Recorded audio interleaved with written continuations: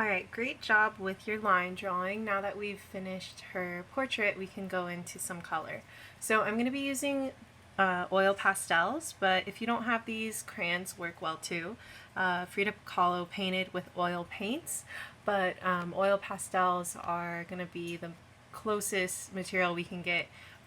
Oil paints get a little bit messy and you need a lot of materials for it, but we can use the blending techniques and do some color mixing with our oil pastels. So the first thing I want to do is create an undertone for her skin tone. So I'm going to start out by doing this bright yellow. I'm going to be using, it's called chrome yellow if you're using the Pentel oil pastels. And so I'm just going to fill in her entire face. You want to avoid the eyes. You don't want to turn the whites of her eyes yellow. And you can also do her ears and her neck. So just fill in the entire face aside from the eyes and the lips.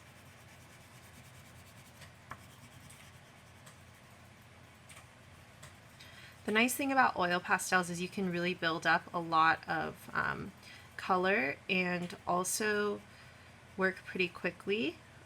And the nice thing is it mimics the consistency of oil paint, which is really thick.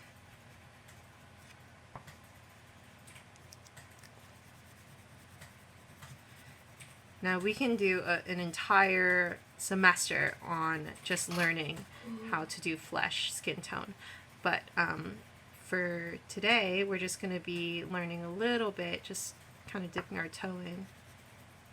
So now that I've finished with her entire face, her skin tone, I'm going to start building it up in layers. So the next thing I notice is she has some really warm tones. So, you know, every person has different kind of tones in their skin tone, and it really just depends on, you know, where your family's from, your parents, your grandparents.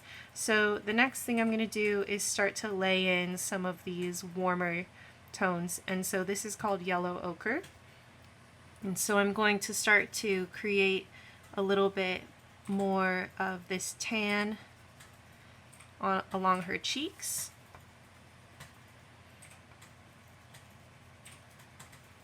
You can also add some into the ears. I also want to add some along the neck because we have some shadow along the neck here.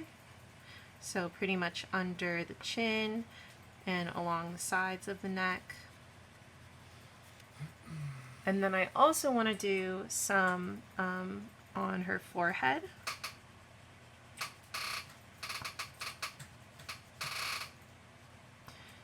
And another reason why we left, we actually filled in the hair and the eyebrows with that black Sharpie is because when you start to get into oil pastels, if we were to put the black here, it would really easily blend together and get kind of muddy. So that's why we chose to do that Sharpie. Next, I'm going to create a little bit more of shadows. So from the inner corner of her eyebrow, kind of going down along the sides of the bridge of her nose. And what we're doing is we're creating a little bit more definition. Okay, you can also bring it around the sides of her nose. And then I'm also going to add some right underneath her lips. I'm going to do a little bit on her chin. Now, as you're working, you might notice that there's these little pieces of oil pastel that are kind of remaining, and so what you can do instead of wiping it, which might smear your piece, you're just going to pick up your paper and lift it and then tap it lightly, and then you should be able to get most of that off. Okay. Oh, and then we also want to do a little bit right under her nose, this little dip in her face there. Alright, cool. So next I want to push back some of this really yellow skin, so I'm going to add some white. So I'm going to just go on top of the yellow and kind of add this white, and when we add the white on top of the face, it's going to make a tint. So for color mixture, when you're adding white to a color, it's called a tint, and then when you're adding black to a color, it's called a shade. So we're making a tint of the current colors, and I'm using this to really blend all the colors together, soften the overall piece. So you can use that all over, also on the neck.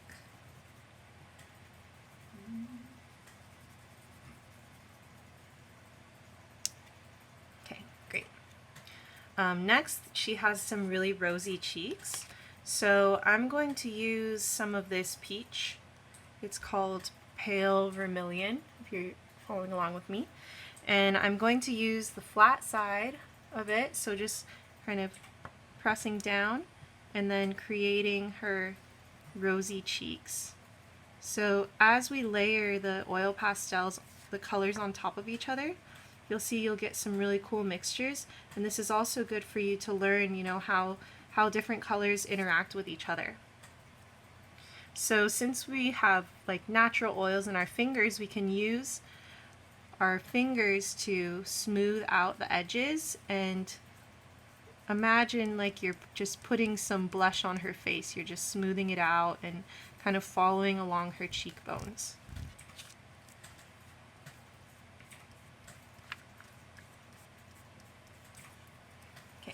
Great. So the next thing I want to do is go to her lips, and she has like these really bright red lips.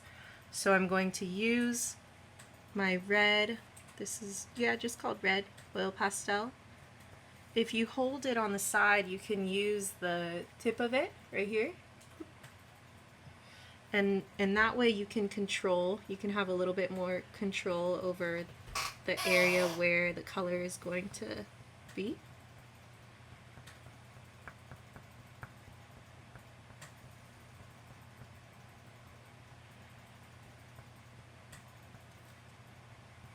A lot of artists like to play around with makeup just because it's really similar to just, you know, using makeup is just like painting but on your face.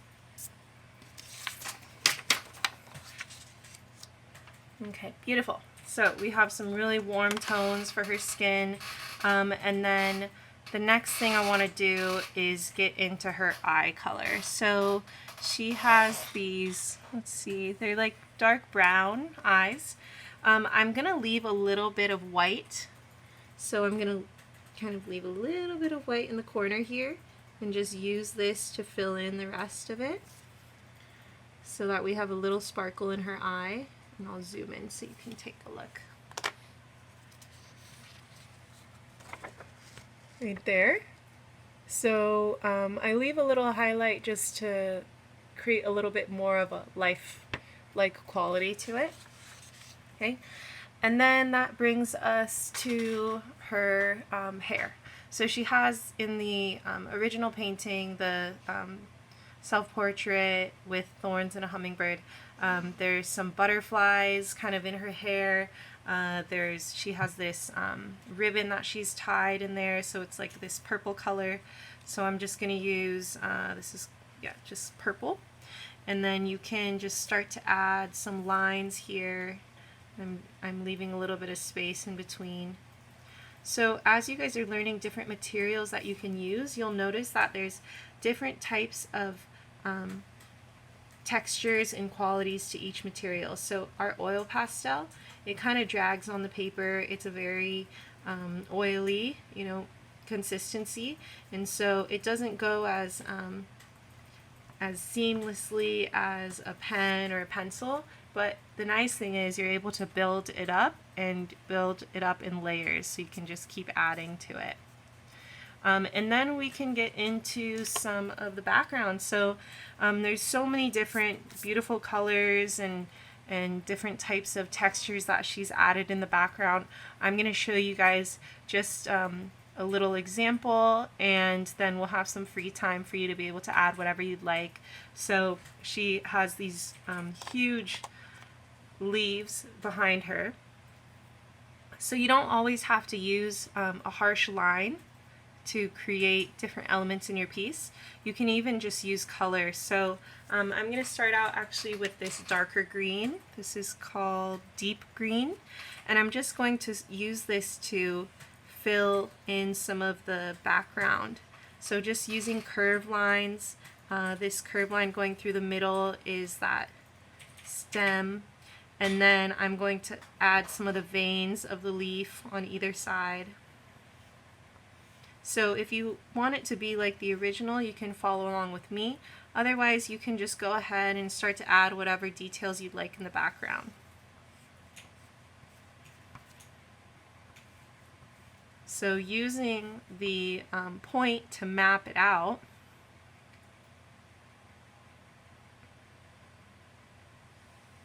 there's even some animals that she's added in her piece, which if you'd like to, draw some little animals in yours, you can do that as well.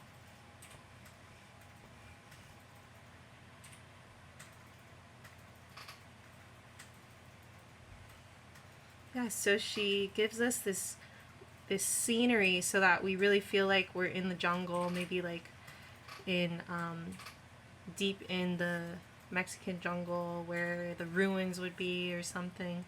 So it's cool because artists are able to transport us to different worlds.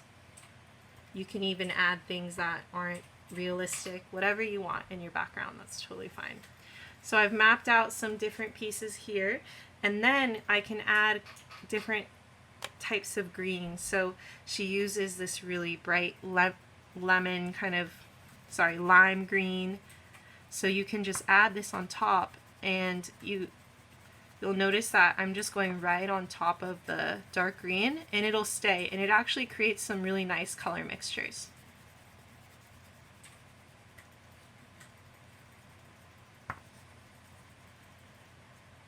So we have some really vibrant leaves here. There's another leaf that's like above her head on the right, that's just this bright yellow. And you can even play around with, when I'm mixing yellow on top of the deep green, it will create its own color mixture, which is kind of similar to that lime green that we have. So tons of different things you can do in the background and different ways that you can build up the color using your oil pastels. I hope you really enjoyed this video, and I'm looking forward to seeing your work.